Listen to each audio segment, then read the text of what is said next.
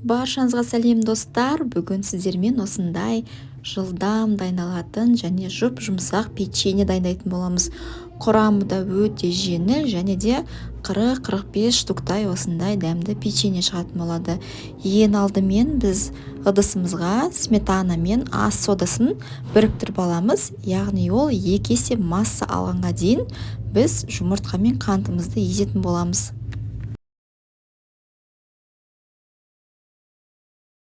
Мінекей осылайдан барлығын араластырып алдым және осындай масса қазір бізде 2 есе көтерілетін болады. Оған дейін ыдысымызға, яғни құрғақ ыдысымызға жұмыртқамызды жарамыз және де осы жерде бізде сливочный майымыз еріп тұру қажет. Оны мен микроволновкаға еруге жіберетін боламын. Енді осы жерде жұмыртқа мен қантымызды жақсылап көпіртіп алатын боламыз. Яғни миксердің ең төменгі жылдамдығынан жоғары жылдамдыққа дейін қантымыз бен жұмыртқамыз екеуі бірігіп, плотный, яғни көбік тәріздес масса көтерілгенге дейін осылай 2-3 минуттай миксерлеп алатын боламыз. Осылай массамыз пайда болды. Үстіне мен ванильный сахар қостым. Қоспасаңыз да болады. Дәмді болу үшін мен бір жарым шай қасықтай ванильный сахар қолдандым бұл жерде. Жақсылап араластырамын да жаңағы микроволновкада еріген 82,5% сары майымды бірден құятын болам. Және де осы жерде менде 2 есе массаға ұлғайған сметанамды бір араластырып жаңағы массама қосатын боламын.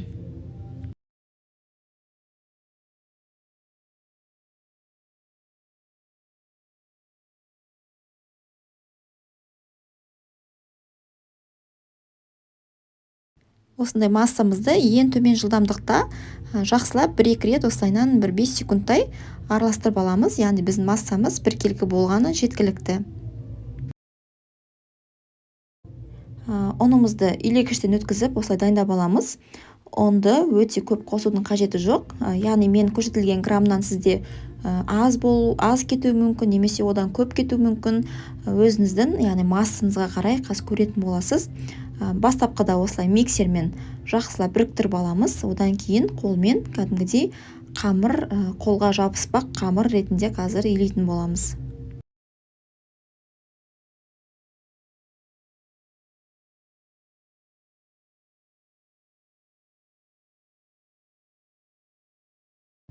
Яғни осындай миксеріміз айналмайтындай уже менде тестам қоюланды. Енді бұны венчиктің көмегімен шеттерін барлығын айналдыра отырып, ортаға осылай иіп, венчикпен, лопаткамен жақсылап осылай араластырып біркелкі масса қылып алатын боламыз. Менде әлі қамырым ұн жеткіліксіз, сол себептен тағы да ұн қосамын. Яғни мен қолға жабыспайтындай, яғни аздап жабысатындай қазір қамыр илейтін боламын қолмен.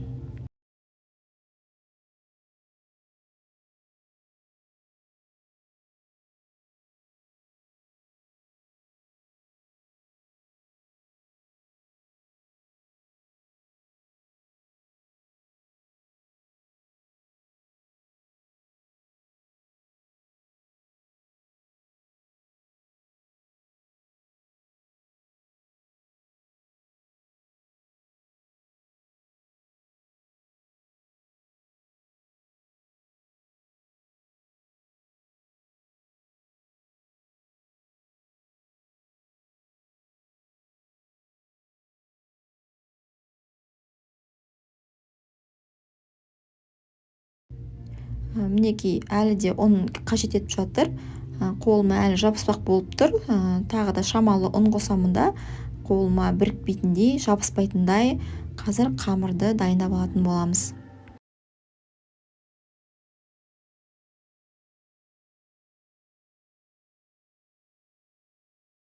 Мінекей менде ұн жеткілікті. Осылайнан міне қолға аздап жабысатын болады. Бұны қазір біз холодильникке кем дегенде жарты сағатқа жіберетін боламыз. Сонда қамырымыз суықта бірден қолымызға жабыспайтындай әдемі қамыр болып шығады. Мінекей бетін жауып жарты сағатқа холодильникке жіберетін боламын.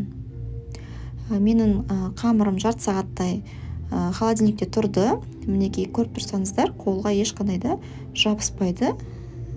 перчаткамен жұмыс жасаған өте ыңғайлы болады. Енді бұны өздеріңіздің қалауларыңызға қарай граммен өлшеп, көз мөлшермен алсаңыздар да болады. Және де бетіне шемішкенің дәнін немесе грек жаңғағын, тағы да қандай жаңғақ қолданғыларыңыз келеді, соны пайдалана берсеңіздер болады. Менде бұл жерде 15 граммнан барлығын өлшеп шарик жасап алдым.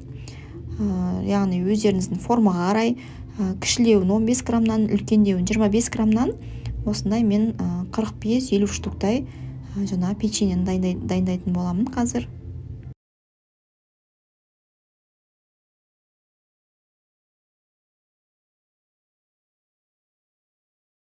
Барлық қамырымды осылайынан дайындап жатқан кезде мен духовкамды қыздырып қойдым, 180 градусқа дейін апарып. Яғни осылайынан шариктерді жасап алдым. Енді бұны үстіне жұмыртқаның сарысын ғана қазір бөліп, осылайынан сарысын ғана жағатын боламыз. Және айтып өткендей, бетіне қалауларыңыз бойынша сепсеңіздер болады, немесе ешқандай да ештеңе сеппей деп пісіре берсеңіздер болады. Тек бетін осылай жұмыртқаның сарысын жақсылап жағып пісірсеңіздер, қызарып, түрі де әдемі болып шығатын болады. Осылайынан барлығын жағып болғаннан кейін мен бетіне жаңағы дробленый арахисті қолдандым. Яғни қызыл жаңғақты үгітілген дайын кондитерский магазиннен алдым. Осылайынан қызып тұрған пешке салатын боламын.